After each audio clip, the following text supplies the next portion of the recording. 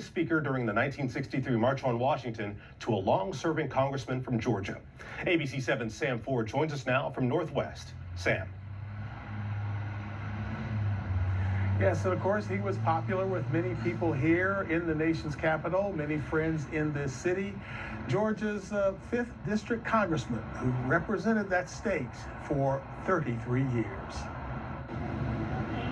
The flags at the Capitol flew at half-staff in memory of Congressman John Lewis as laid-off union workers marched today for continuing the $600 unemployment payments, others for Senate passage of the HEROES Act. They recalled the Georgia congressman who was usually in their corner. John Lewis was a beautiful, beautiful soul.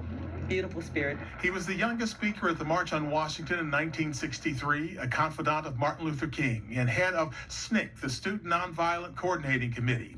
And weeks ago, as one of his last acts, he stood with Mayor Bowser at Black Lives Matter Plaza. He was a man who knew that he was in the sunset of his life, but also knew that it was important for him to bear witness to the moment. For many in D.C., he was also a neighbor at his grooming barbershop where he came to get his head shaved every 3 weeks. Extremely humble, extremely modest, a part of the community. They say he told them war stories of the civil rights movement, stories he also told inmates at the D.C. jail when he came to speak at their book club about his life. Someone would walk up and spit on us, or put a lighted cigarette out in our hair.